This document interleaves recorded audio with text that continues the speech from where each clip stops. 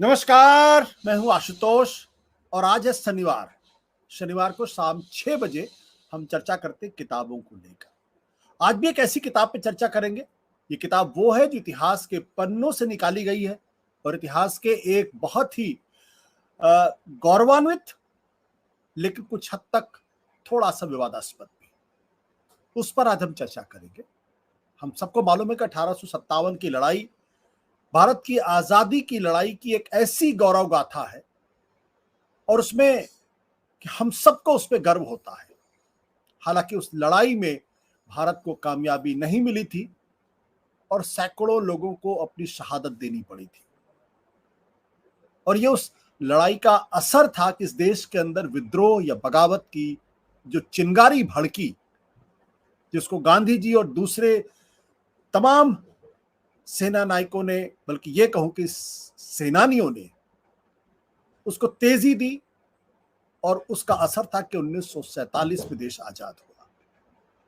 लेकिन उसकी वजह से 1857 की उस क्रांति की आग धूमिल नहीं पड़ती है और न उसके बारे में चर्चा धूमिल होती है। सावरकर ने उसको भारत के लिए फर्स्ट वॉर ऑफ इंडिपेंडेंस घोषित किया था और उनकी वो किताब बड़ी मशहूर है और भी दुनिया के बहुत सारे लोगों ने उसके बारे में इसी तरीके की चर्चा की थी।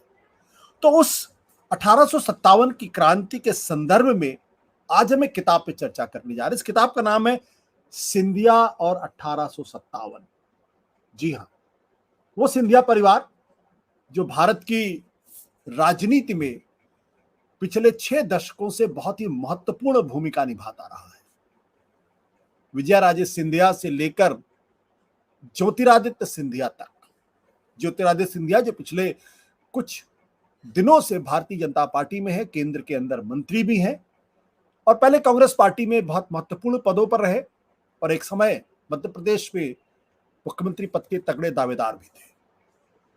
तो ये किताब सिंधिया और 1857 की लड़ाई के संबंधों पर है और उसी में है इतिहास का एक विवादास्पद पहलू कि क्या सिंधिया परिवार ने जब राजशाही थी 1857 की लड़ाई में, जब रानी लक्ष्मीबाई, तात्या टोपे और तमाम बड़े लोग अंग्रेजों के खिलाफ लड़ाई लड़ी और अपनी जान दी, कुर्बानी दी, शहादत दी, तब क्या सिंधिया परिवार ने या सिंधिया राजघराने ने अंग्रेजों का साथ दिया था, देश की क्रांति के साथ गद्दारी की थी, देशद्रोह किया था?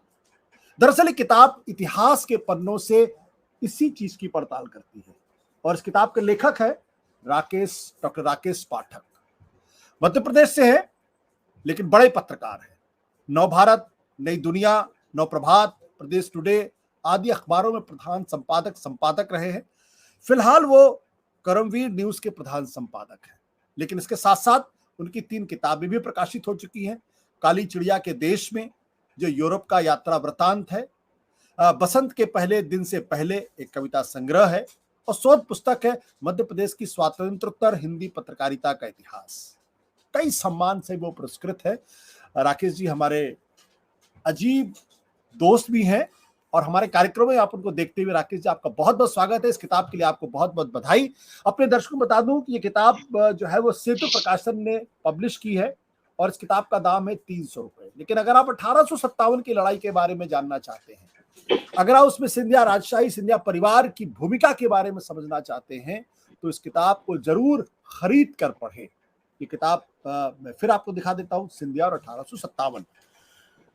डॉक्टर राकेश, ये किताब लिखने की प्रेरणा आपको क्यों मिली?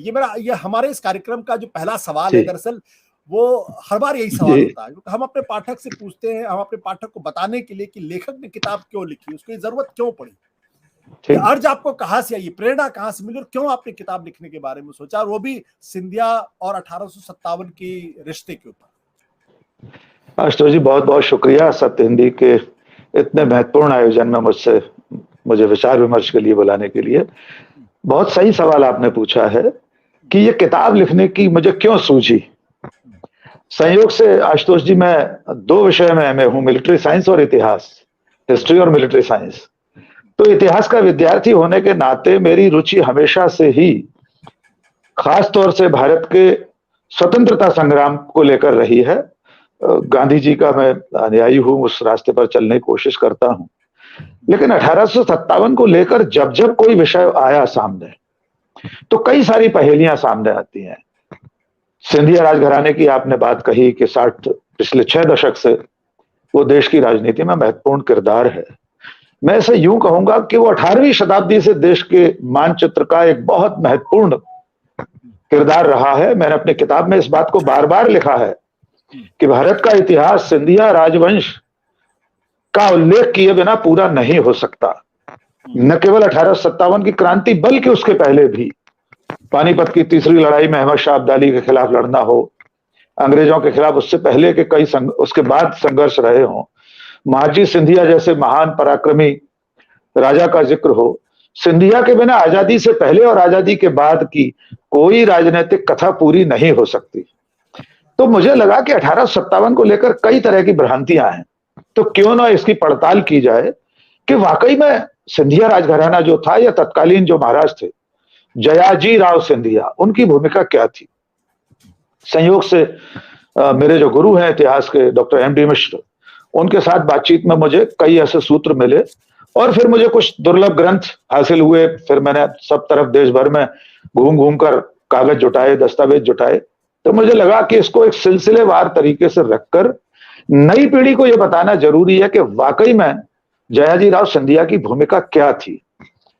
लेकिन साथ साथ मैंने एक पहेली और हल करने की कोशिश की आशुतोष जी कि जो झांसी का नेवालकर राजवंश था, जहां पर लक्ष्मीबाई ब्याह कर आई थी, उस राजवंश के साथ सिंधिया राजघराने का क्या रिश्ता था, यानी नेवालकर राजाओं और सिंधिया राजाओं के आपसी रिश्ते क्या थे।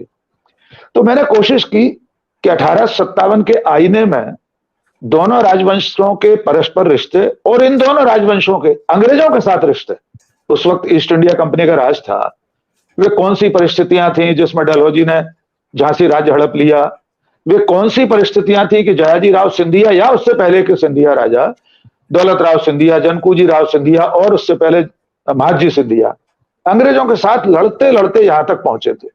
मैं बहुत स्पष्ट कर दूं कि मेरी किताब में एक अध्याय है, उसका शीर्षक ही है कि पहले लड़े फिर अंग्रेजों के मित्र बने सिंधिया। तो इन सब पहेलियों को हल करने की मैंने कोशिश की और फिर अपनी तरफ से कोई भी बात नहीं थोपी है। जो कुछ इतिहास ने सिद्ध किया उसे सामने रखकर दर्शकों के पाठकों के ऊपर छोड़ दिया कि वे तय करें कि भूमिका क्या थी। जी आशुतोष जी, भूमिका क्या थी।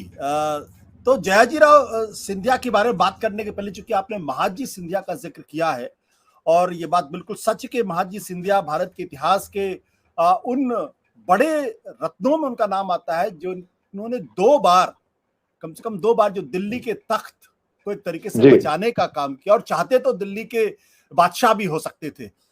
थोड़ा सा उनके बारे में जिक्र करिए क्योंकि उस संदर्भ में फिर जो 1857 में जो सिंधिया राजवंश की जो भूमिका है वो ज्यादा बेहतर तरीके से हमारे समझ पाएंगे। बिल्कुल। थोड़ा सा उनके बारे में जिक्र करके हमारे दर्शकों को बता दो, जिसका आपने काफी विस्तार से आपने अपनी किताब में इसका जिक्र किया है। बिल्कुल आशुतोष जी, महाजी सिंधिया पूरे सिंधिया राजवंश के सबसे महान शासकों में से एक थे। राणोजी सिंधिया को संस्थापक माना जाता है। वो पूना के पास एक जगह थी, वहां से पेशवा बाजीराव के साथ वे उनके सहायक थे। वो लंबी कहानी है, लेकिन वास्तविक संस्थापक अगर जिसे माना जाए तो वो महाजी सिंधिया है। महाजी सिंधिया ने मुगल सम्राट शाह आलम को, उसकी आंखें निकाल दी गई थी, उसको 2 बार गद्दी पर बिठाया। चाहते तो वो खुद बैठ सकते थे। ये कहा जाता है, मैंने उसमें लिखा भी है कि इतिहासकारों ने कहा है कि गुड्डे जैसे, गुड्डे गुड़िया जो होता है, वो महाजी सिंधिया के हाथों में गुड्डे जैसी भूमिका थी शाह आलम की। लेकिन महाजी सिंधिया जानते थे कि इस वक्त अंग्रेजों का पदार्पण हो चुका है। दिल्ली सल्तनत पर कायम होने से बाकी जो मध्य भारत और पूरा महाराष्ट्र तक का जो इलाका है उसमें संघर्ष बढ़ जाएगा और दिल्ली को संभालना शायद उनके बस में नहीं होगा। वो सब परिस्थितियां मैंने इसमें उल्लिखित की हैं। लेकिन यह सही बात है कि महाजी सिंधिया का जो इकबाल था, उनका जो जलवा था, वो दिल्ली से लेकर सुदूर दक्षिण तक था।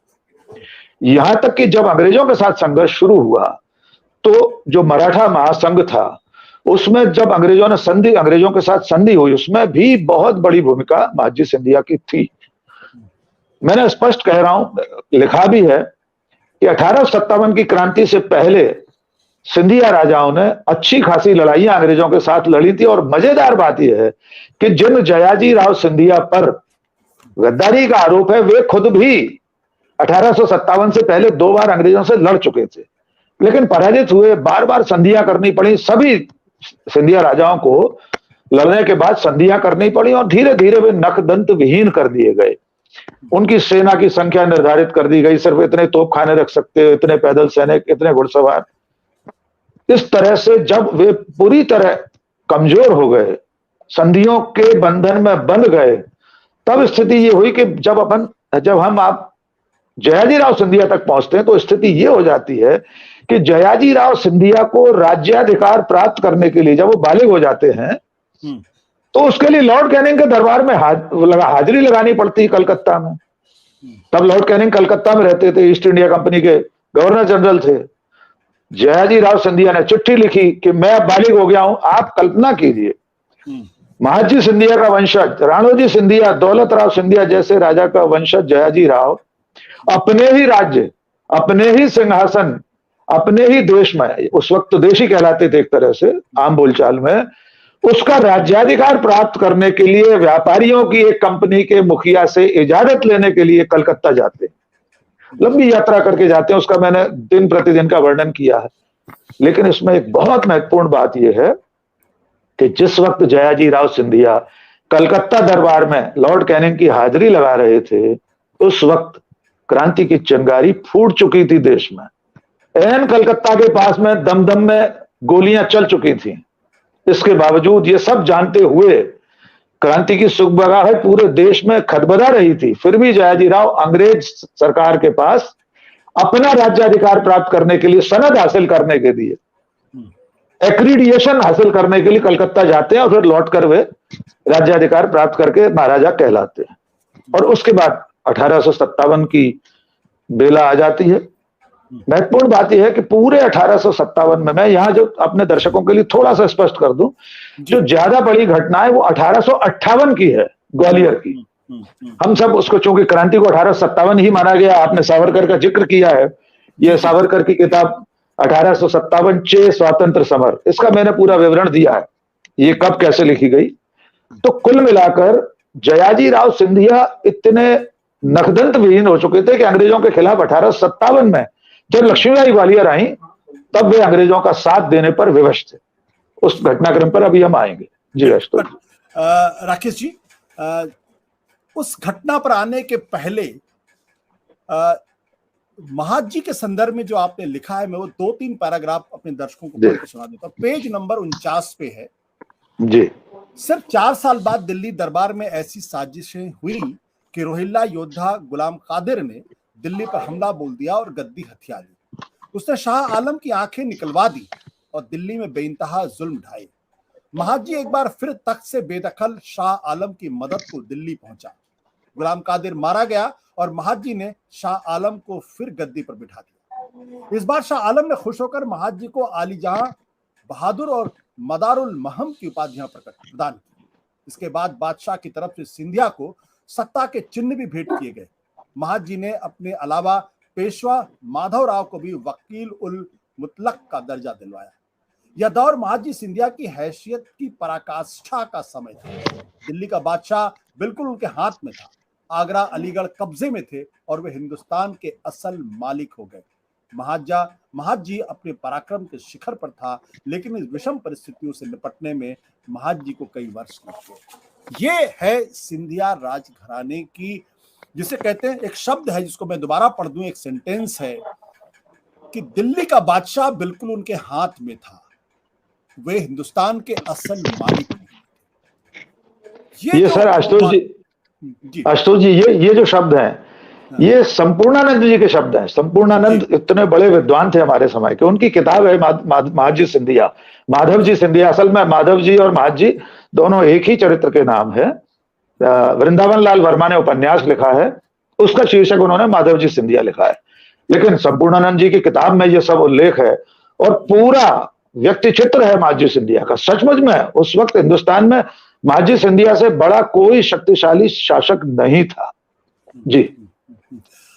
अब ऐसे वंशज जिनके थे, तो फिर उसके बाद जब जयाजी राव सिंधिया की भूमिका की पड़ताल की जाती है 1857 में लेकर, और ये अगर आरोप लगे कि दरअसल सिंधिया के माथे पर गद्दारी का अमिट दाग, पूरा एक चैप्टर आपने लिख रखा है इसमें, वो क्यों आपने लिखा और क्यों, क्या सच्चाई है इतिहास की? क्योंकि इस पर लेकर मुझे अच्छी तरीके से याद है कुछ समय पहले सोशल मीडिया पर एक बहस भी छिड़ी थी, और तब ज्योतिराज सिंधिया ने जवाब देते हुए महादजी सिंधिया का जिक्र किया था। वो इस प्रसंग को उन्होंने नहीं छुआ था, लेकिन महादजी सिंधिया का जिक्र जरूर किया था। तो ये पूरा चैप्टर आपने लिखा, सिंधिया के माथे पर गद्दारी का अमिट दाग। वो क्या घटना थी, क्या क्या प्रसंग थे जिसकी वजह से ये सारी चीजें लिखी गई? आशुतोष जी, थोड़ा सा ज्योतिरादित्य सिंधिया के ट्वीट पर आ जाएं। उन्होंने जब ये सब बहस चल रही थी कांग्रेस छोड़ने के बाद से, स्वाभाविक तौर पर कांग्रेस के लोगों ने गद्दार कहते हैं, लेकिन विडंबना ये है, मैंने अपनी किताब में भी लिखा है कि सिंधिया परिवार के साथ ऐसी दुभांति होती है कि वे जब जिस पार्टी में होते हैं दूसरी पार्टी उन्हें गद्दार कहती है। जब वे कांग्रेस में थे तो शिवराज सिंह चौहान अटेर के उपचुनाव में मंच से गाना गा रहे थे, कविता सुना रहे थे सुभद्रा कुमारी चौहान की, अंग्रेजों के मित्र सिंधिया ने छोड़ी राजधानी थी। मैं बहुत स्पष्ट कर दूं, इस किताब के लिखने के उद्देश्यों में आपने मुझसे पूछा था, एक उद्देश्य यह भी था कि इतिहास कविता, कहानी, जनश्रुतियों, लोकोक्तियों से नहीं प्रमाणित होता। इतिहास की इमारत सबूतों की नींव पर खड़ी होती है। मैंने अपनी भूमिका में पहली लाइनें यही लिखी हैं। जी जी। तो मैं अपने नए दौर के युवाओं को, नई पीढ़ी को, भविष्य की पीढ़ी को यह बताना चाहता था, सिर्फ सुभद्रा कुमारी चौहान की कविता में आई हुई एक पंक्ति से मत मानिए कि अंग्रेजों के मित्र सिंधिया ने छोड़ी राजधानी थी। तो जब ज्योतिरादित्य सिंधिया ने वो ट्वीट किया, उसमें एक ट्वीट उनका एक और था आशुतोष जी, उन्होंने लिखा कि सिंधिया, नेवालकर और पेशवा तो एक थे, हम में कोई झगड़ा नहीं था। मैंने उस लाइन से ही प्रेरणा ली कि नहीं, इनके परिवारों के क्या रिश्ते थे। मेरी किताब में आप पाएंगे कि दोनों राजघरानों की हालत यह थी कि जब जिसको जरूरत थी तब दूसरे ने उसकी मदद नहीं की। वॉरेन हेस्टिंग्स के समय बनारस के राजा चेत सिंह को कैद कर लिया था अंग्रेजों ने, बाद में वो जैसे तैसे एक जन क्रांति जैसी हुई, वो रिहा हुए, यहां तक आए और सिंधिया से उन्होंने मदद मांगी। सिंधिया ने झांसी घराने के अंतर्गत एक बरुआ सागर की जागीर थी, मेरी किताब है उल्लेख उसका, वो उन्हें दे दी। अब जो नेवालकर राजा था उसने कहा कि भाई मेरे राजवंश के अंतर्गत जो जागीर है वो आप कैसे दे सकते हैं। उस पर झगड़ा हुआ और सिंधिया ने पेशवा के दरबार में नेवालकर राजा की शिकायत की कि इसको हटाया जाए। वो प्रक्रिया शुरू हो गई, यहां तक कि जब यूरोप झांसी पर घेरा डालने आ रहा था उस वक्त भी महारानी लक्ष्मीबाई की मदद सिंधिया ने नहीं की थी। इसके उलट महारानी लक्ष्मीबाई ने झांसी के आसपास का जो इलाका था कि रसद न मिल पाए अंग्रेजों को, उसके लिए उन्होंने पेड़ वेड़ कटवा दिए थे, फसलें उजड़वा दी थी। उस वक्त ये सब रसद की जरूरत होती थी। तो ग्वालियर के सिंधिया राजघराने ने अंग्रेजों की मदद की थी झांसी पर चढ़ाई के समय। तो इन दोनों के रिश्तों की मैंने ऐसे पड़ताल की, और ज्योतिरादित्य सिंधिया ने जब कहा था तब मैंने एक पूरा लेख इसी में से निकालकर लिखा था कि नेवालकर और सिंधियाओं में तो हमेशा से रार थी। अब हम घटनाक्रम पर आते हैं 1857 की। झांसी की जो रियासत थी वो भी पेशवा के अधीन थी। लक्ष्मीबाई के पति की मृत्यु हो गई, उनके कोई संतान नहीं थी। उन्होंने जो गोद लिया हुआ था उसे अंग्रेजों ने मान्यता नहीं दी। लॉर्ड डलहौजी उस वक्त गवर्नर जनरल था। लक्ष्मीबाई ने बहुत कोशिश की, लेकिन अंततः अंग्रेजों ने झांसी की रियासत को हड़प लिया। डलहौजी की हड़प नहीं थी, हम लोग बचपन से पढ़ते आए। इतिहासकार ऐसा मानते हैं और मैंने भी उसमें प्रकारांतर से लिखा है। वो एक शब्द में मैंने स्पष्ट लिखा है कि इस तरह महारानी लक्ष्मीबाई क्रांति में कूदने को विवश बनी। अगर डलहौजी उनके उस गोदनामे को स्वीकार कर लेता तो शायद लक्ष्मीबाई क्रांति में नहीं कूदती। बहुत सारे राजा नहीं क्रांति में शामिल हुए थे। बिल्कुल। उसके बाद जब झांसी में एक हत्याकांड हुआ अंग्रेजों का, जोखनबाग हत्याकांड कहते हैं, उसमें भी लक्ष्मीबाई लगातार चिट्ठियां लिखकर अंग्रेजों को बताती रही कि मेरा इसमें कोई योगदान, इसमें भूमिका नहीं है मेरी। लेकिन अंग्रेजों को संदेह था कि उनकी वजह से ही ये सब हुआ है। अंततः अंग्रेजों ने झांसी पर आक्रमण किया और महारानी लक्ष्मीबाई को वहां से निकलना पड़ा। उन्होंने झांसी के किले से पलायन किया और उसका एक प्रत्यक्षदर्शी थे विष्णु भक्त गॉडसे सरवईकर, जिनका आंखों देखा गदर बहुत चर्चित किताब है। महारानी लक्ष्मीबाई को उन्होंने अपनी आंखों से देखा था, जिसका अमृतलाल नागर ने अनुवाद किया है। मैंने उनसे भी कई संदर्भ लिए हैं। लक्ष्मीबाई वहां से होते हुए, कालपी होते हुए अंत में ग्वालियर पहुंची मई 1858 में। अब असली परीक्षा थी सिंधिया राजघराने की। तब तक तात्या टोपे, ये सब लोग कालपी में इकट्ठा हुए, क्रांतिकारियों का केंद्र था। तात्या टोपे, नाना साहब के जो सौतेले भाई थे राव साहब, नाना साहब नहीं थे वहां पर क्योंकि वे कानपुर की लड़ाई के बाद कहीं और चले गए थे।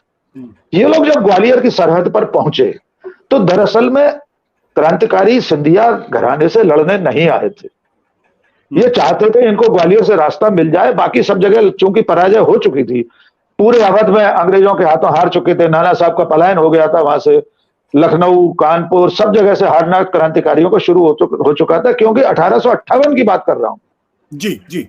राव साहब, तात्या टोपे और लक्ष्मीबाई ने, राव साहब ने चिट्ठी लिखकर संदेश भेजा जयाजी राव को कि हम आपके राज्य में से रास्ता चाहते हैं ताकि हम दक्षिण में चले जाएं, जो पेशवाओं का प्रभाव क्षेत्र है, वहां जाकर क्रांति को फिर पुनर्जीवित करेंगे, फिर से पूरी ताकत इकट्ठी करेंगे, तो हमें आपकी मदद चाहिए। लेकिन जयाजी राव सिंधिया, अब ये असली दृश्य शुरू होता है आशुतोष जी। 1 जून 1858 को जयाजी राव सिंधिया, उनका प्रधानमंत्री दिनकर राव राजवाड़े एक बहुत महत्वपूर्ण कैरेक्टर है जिस पर हम थोड़ा सा आगे बात करेंगे। ये सब ग्वालियर शहर में मुरार एक उपनगर है जो सीमा का उस वक्त क्षेत्र छावनी था। जयाजी राव खुद वहां पहुंचे, बजाय मदद करने के लक्ष्मीबाई और तात्या टोपे के खिलाफ युद्ध छेड़ दिया जयाजी राव ने। घोड़े से उतरकर तोप के गोले खुद जयाजी राव सिंधिया ने लक्ष्मीबाई पर छोड़े हैं। और आशुतोष जी, मैं प्रमाण के रूप में 1-2 चीजें आपको दिखाना चाहता हूं। ये मेरे हाथ में गजेटियर कप्तान C.E. लोअर्ड, ये देखिए 1907 में लिखा गया गजेटियर है, माधव महाराज प्रथम के समय। जी, गजेटियर रियासत, बिल्कुल। ये C.E. Lowered central India agency के सुपरिंटेंडिंग गजेटियर ऑफिसर थे। इस किताब में, इस गजट में इस सारे परिदृश्य को लिखा गया है कि जयाजी राव पहुंचे, इस तरह से लड़ाई हुई, फिर उसके बाद महारानी लक्ष्मीबाई के हाथों पराजित होकर महाराज अपने साथियों, प्रधानमंत्री, अपने दीवान दिनकर राव राजवाड़े के साथ आगरा रवाना हो गए एक किताब से। मैं इसलिए कह रहा हूं कि मेरी किताब आने के बाद केंद्र सरकार की वेबसाइट से ये सामग्री हटा ली गई, उस पर हम अलग से बात करेंगे। एक और गजेटियर है, ये S.V. कृष्णन, ये ग्वालियर रियासत का गजट है, गजेटियर रियासत ग्वालियर। और ये कब छपा है आशुतोष जी? ये गजेटियर ग्वालियर रियासत तब छपा है जब विजया राजे सिंधिया कांग्रेस में थी। ये गजट विजया राजे सिंधिया कांग्रेस में थी, आजादी के बाद का गजट है। इसमें एक लाइन लिखी है कि महाराज को गदर में अंग्रेजों का साथ देने के इनाम में 3 लाख की लगान वाले गांव इनाम में मिले। तीसरा प्रमाण, ये एक जियाजी विजय नाम की किताब है, ये दुर्लभ किताबें हैं इस वक्त, ये जियाजी विजय तो शायद बहुत मुश्किल से ही मिलेगी। जयाजी विजय, ये जीवाजी राव सिंधिया के समय, जीवाजी राव यानी जयोतिरादित्य सिंधिया के ग्रैंडफादर, माधवराव सिंधिया के पिता। ये एक तरह से प्रशस्ति ग्रंथ है, जो प्रशंसा में ग्रंथ लिखे जाते हैं। इस पूरे ग्रंथ में एक एक दिन का विवरण मैंने किताब में जिक्र किया है।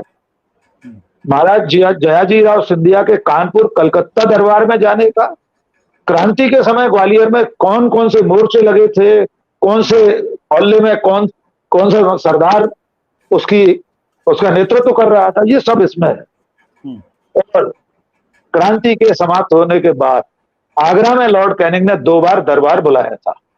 तमाम और राजा भी आए थे, जयपुर का राजा, अलवर का राजा, पता नहीं कहां के राजे महाराजे आए थे, उन सबका उल्लेख है। तीनों दरबारों में, क्रांति से पहले का कलकत्ता दरबार, क्रांति के समापन के बाद थैंक यू वेरी मच कहने के लिए लॉर्ड कैनिंग ने आगरा में 2 बार दरबार बुलाए थे। दोनों बार जयाजी राव सिंधिया को लॉर्ड कैनिंग के बगल की कुर्सी पर बैठने का अवसर मिला। बेशकीमती हीरे जवाहरात एक दूसरे को इनामात में दिए, बड़ी बड़ी पदवियां मिली, पदवियों की इतनी लंबी फहरिस्त है, आप देख सकते हैं मेरी किताब में। तो 1857 की क्रांति के समय जयाजी राव सिंधिया अंग्रेजों के साथ थे, इसके अमिट और अनगिनत प्रमाण हैं। सावरकर की किताब का आपने जिक्र किया, सावरकर की किताब 1909 में आई, 1907 संभव। लेकिन उससे भी पहले आशुतोष जी, बहुत रोचक बात है, कार्ल मार्क्स इंग्लैंड में बैठकर 1857 के बारे में क्रांति के समय किताब लिख रहे, आलेख लिख रहे थे। 1857-58 में क्रांति के समापन पर उन्होंने लिखा। इंग्लैंड में बैठकर अमेरिका के अखबार के लिए लेख लिखा करते। वो बाद में बहुत सालों बाद किताब के रूप में आया, वो किताब भी मेरे पास।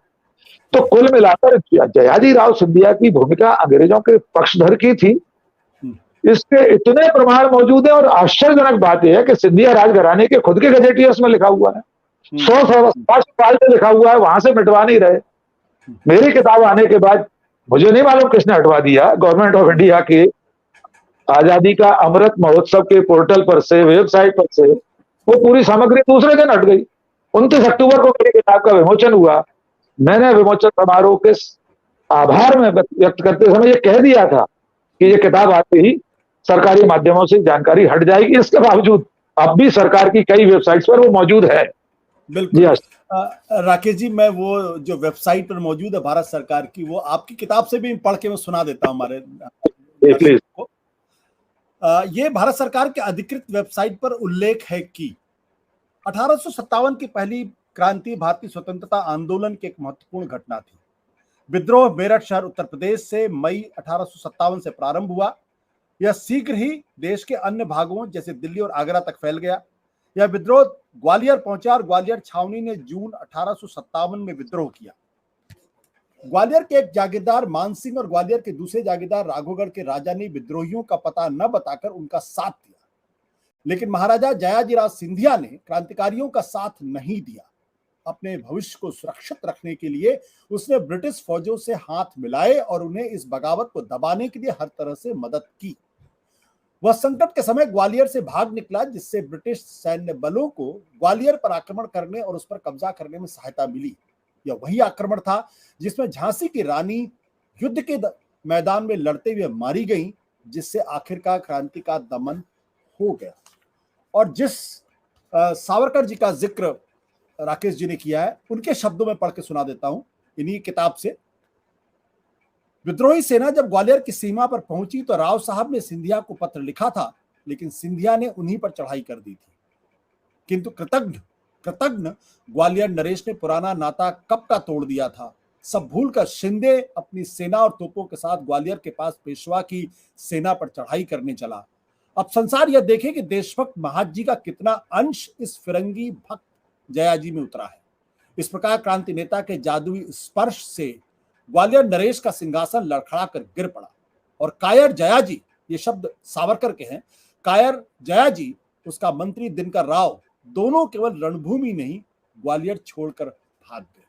तो ये सावरकर के शब्द हैं और उसके पहले जो भारत सरकार की अधिकृत वेबसाइट है उस पर एक शब्द है। एक चीज और मैं पेज नंबर 177 पे मैं ध्यान आकृष्ट करना चाहूंगा, और वो बहुत दिलचस्प वाक्य, बहुत ही दिलचस्प है। इसको पढ़ते समय मुझे भी लगा कि ऐसा भी होता है।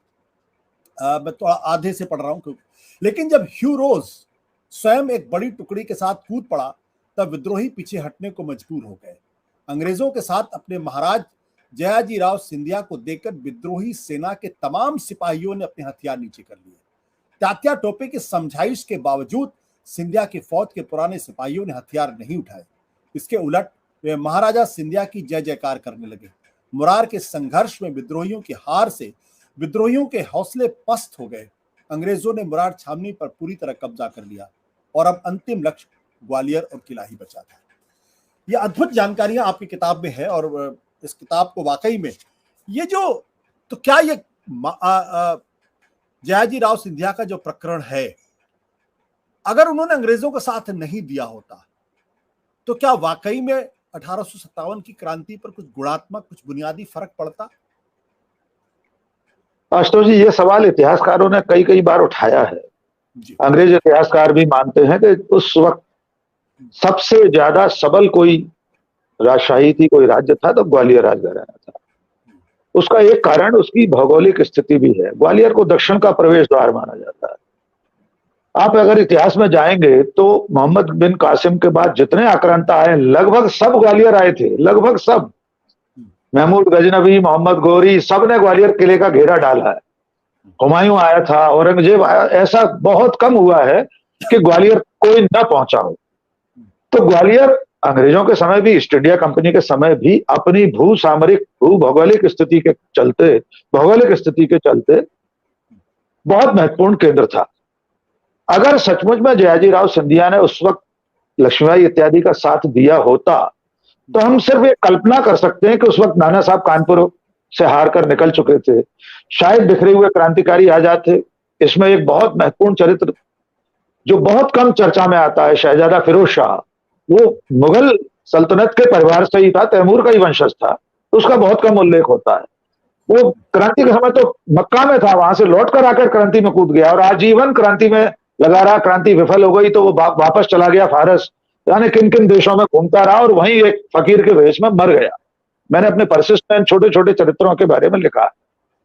सवाल यह है कि अगर जो सिंधिया राजघराना लक्ष्मीबाई वगैरह का साथ देते तो क्या सचमुच क्रांति सफल हो जाती? क्या हमारा देश उसी वक्त आजाद होता? मैं इतिहास के विद्यार्थी के नाते ऐसा नहीं मानता। मुझे नहीं लगता है कि संपूर्ण आजादी उस वक्त मिल जाती, क्योंकि तब ये आजादी का जो संग्राम था ये एकीकृत किसी कमान में एक तरह से नहीं लड़ा जा रहा था। ठीक है, उत्तर भारत के खास तौर से जो क्रांतिकारी थे उन्होंने बहादुर शाह जफर को अपना नेता मान लिया था। बहादुर शाह जफर बूढ़ा हो चुका था।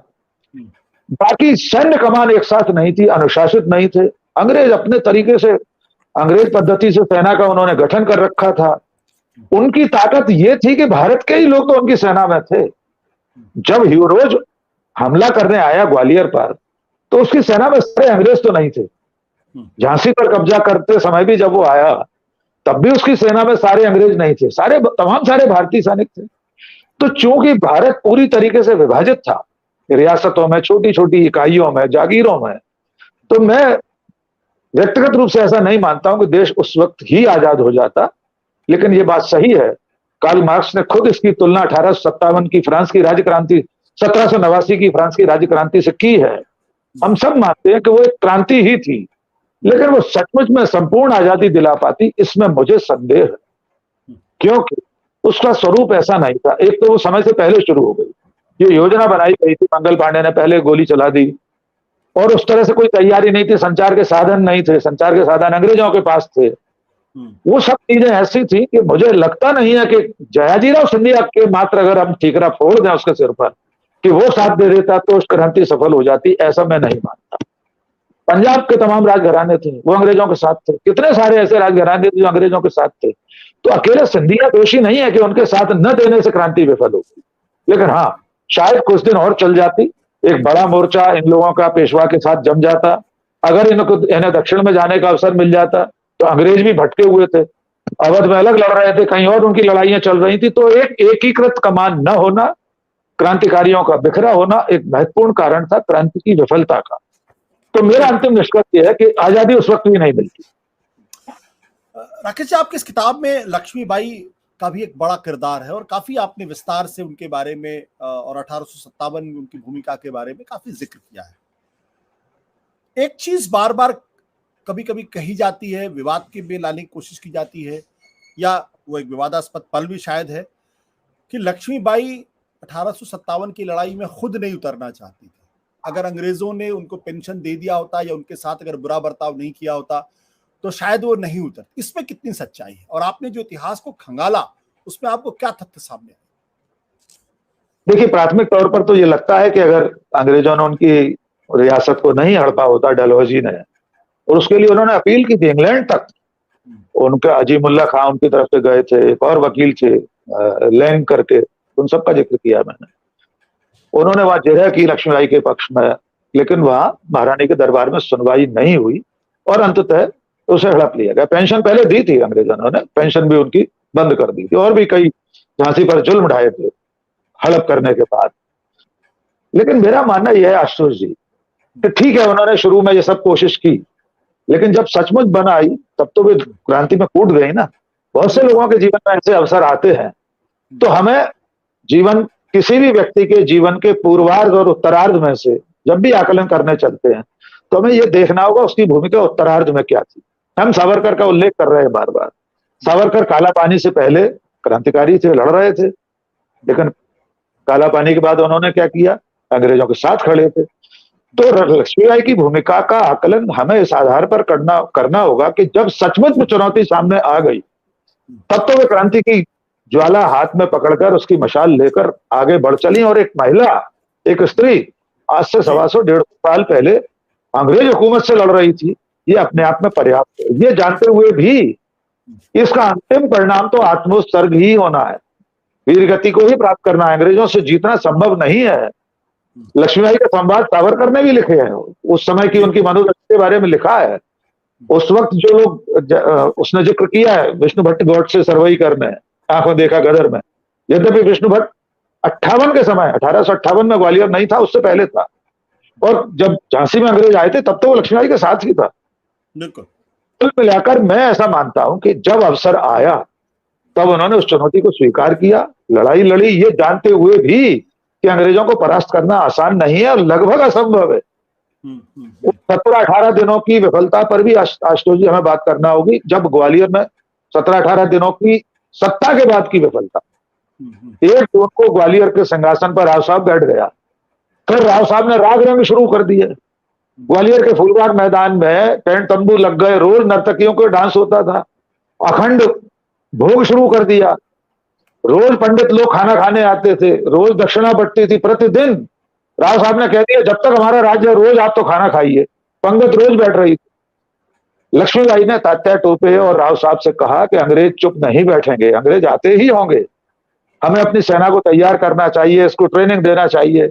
लगातार वे कहती रही। वो खुद घोड़े पर बैठकर नंगी तलवारें लेकर ग्वालियर की सड़कों पर गश्त करने निकलती थी, लेकिन राव साहब ऐशो आराम में डूब गया। वो तो पेशवा की पदवी प्राप्त करके क्रांति को भूल ही गया।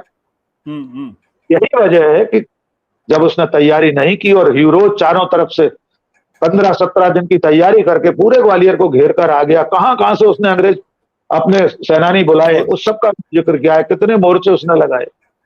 तो कुल मिलाकर महारानी लक्ष्मीबाई अपने साथियों को भी चेता रही थी। वो सचमुच में महान सेना नायक थी और बड़े बड़े लोगों ने, अंग्रेजों ने स्वीकार किया है। शी वॉज ब्रेवेस्ट, सबसे महान पराक्रमी उन्होंने सेनानी माना है लक्ष्मीबाई को। तो मैं ये नहीं मानता कि लक्ष्मीबाई जब तक नहीं चाहती थी लड़ना तब तक ठीक है, नहीं लड़ना चाह रही थी तो ये काम तो जयाजी राव भी कर सकते थे ना। पूरे 1857 में जब क्रांति शुरू हुई थी, 1 साल पहले 58 में आई है लक्ष्मीबाई। जयाजी राव 1 साल तक क्रांतिकारियों को, अपनी ग्वालियर पलटन के सिपाहियों को टहलाते रहे, बहलाते रहे। शहजादा फिरोज शाह ग्वालियर आ गया था, उसको बहलाते रहे। क्रांतिकारियों ने कहा कि आप आगरा चलते हैं, चलिए आगरा पर चढ़ाई करते हैं, दिल्ली जाकर मुगल बादशाह से मिलते हैं। जयाजी राव लगातार अंग्रेजों के साथ संपर्क बनाए रखा, उन्हें चिट्ठी पत्री लिखकर बताते रहे कि क्रांति सिपाही ऐसा कर रहे हैं, ऐसा करने वाले हैं। यानी वो पूरे 57 और 58 दोनों अवसरों पर अंग्रेजों को साथ दे रहे थे और क्रांतिकारियों को बहलाते रहे। एक भी अवसर ऐसा नहीं आया जब वे साथ खड़े दिखाई दिए हो। बट एक चिट्ठी है जयाजी राव की जहां पर वो कहते हैं कि अंग्रेजों का सामना हमें करना चाहिए। नवाब को उन्होंने चिट्ठी लिखी थी आपको, जी, बांदा के नवाब, जी बिल्कुल। लेकिन जो बात अभी आपने रानी लक्ष्मीबाई के बारे में आपने कही, महान वीरांगना के बारे में, और जिसका जिक्र किया कि अंग्रेजों ने भी उसकी तारीफ की, पेज नंबर 193 पे ह्यूरोज जो अंग्रेज था, सेनापति एक तरीके से, उसने लिखा है she was the bravest and the best military leader of the rebels. और इतिहास लेखक विंसेंट स्मिथ ने भी लिखा है लक्ष्मीबाई स्वतंत्रता स्वाधीन संग्राम में सबसे योग्य नेता थी। रानी की मृत्यु से विश्व इतिहास में एक वीरतापूर्ण अध्याय का अंत हुआ, लेकिन यह उसकी कीर्ति का नहीं, देह का अंत था। रानी मरकर भी मरी नहीं, वह लोक गायकों के कंठों में जी उठी। बुंदेले हरबोलों ने उसे विस्मृति का ग्रास नहीं बनने दिया। कालांतर में सुभद्रा कुमारी चौहान ने हरबोलों से कहा, खूब लड़ी मर्दानी, वह तो झांसी वाली रानी थी। खंड काव्य लिखकर रानी के चरित्र का बखान किया, वीरांगना को अपना काव्य में अर्पित किया। तो ये थी लक्ष्मीबाई की अपनी कहानी। और इसीलिए जब हम जयाजी राव सिंधिया के बारे में चर्चा करते हैं तो कहीं ना कहीं मन में एक कह सकते हैं विषाद उत्पन्न होता है। और सुभद्रा कुमारी चौहान की कविता में पढ़ देता हूं जिसका आपने जिक्र किया था। चमक उठी सन 57 में, वह तलवार पुरानी थी। बुंदेले हर बोलों के मुंह हमने सुनी कहानी थी। खूब लड़ी मर्दानी, वह तो झांसी वाली रानी थी।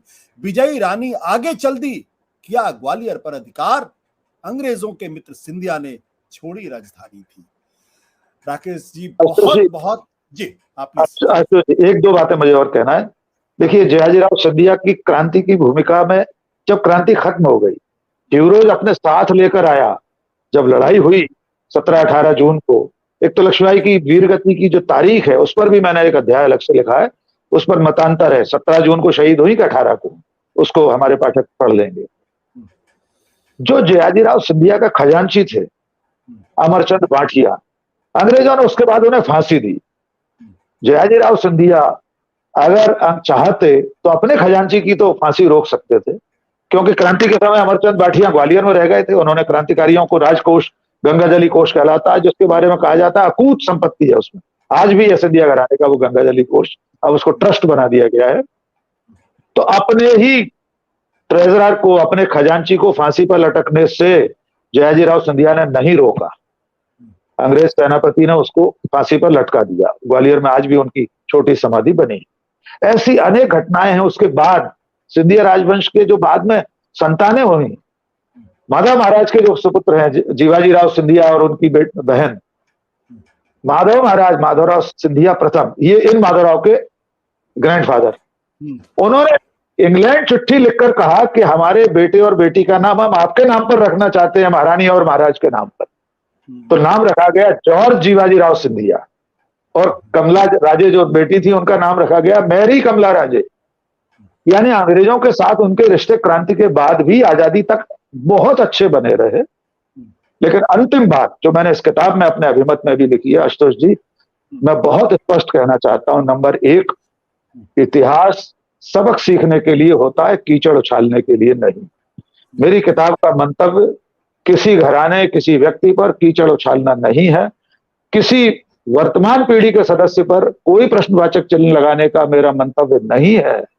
मैंने स्पष्ट लिखा है कि अगर आप अपने पुरखों की गौरव गाथा गाएंगे, उनकी सफलताओं, उनकी कामयाबियों का कलगी अगर आप अपनी पगड़ी में लगाएंगे, तो उनकी विफलताओं का, उनकी संदेहास्पद भूमिकाओं का भी दाग आपको अपनी पगड़ी पर वहन करना होगा।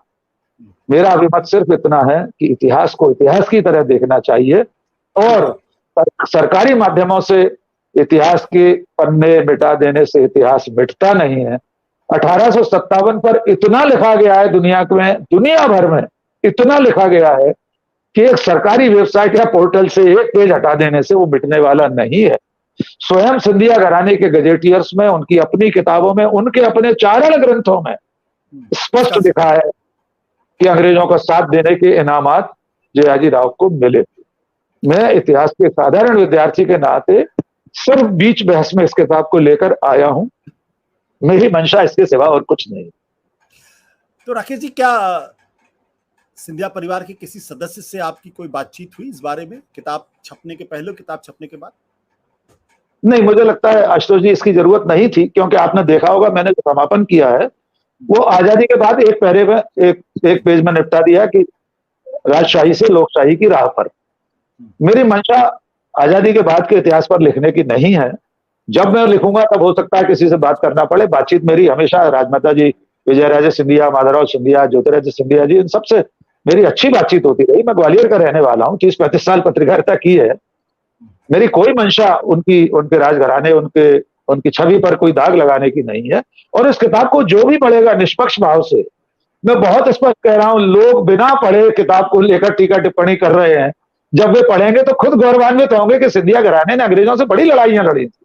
बिल्कुल, मुझे लगता है कि एक इतिहासकार को ये सफाई देने की जरूरत नहीं। राकेश जी, आपने अपना काम किया, इतिहास अपने हिसाब से चीजों को देखता है। दरअसल हम आज चर्चा कर रहे थे इस किताब जिसका नाम है सिंधिया और 1857। ये किताब सेतु प्रकाशन ने छापी है और किताब का दाम है 300 रुपए। और किताब के लेखक हैं डॉक्टर राकेश पाठक, जो फिलहाल हमारे साथ भोपाल से, मध्य प्रदेश से जुड़े हैं, रहते भी वहीं पे हैं और कई बड़े अखबारों के वो संपादक भी रहे हैं।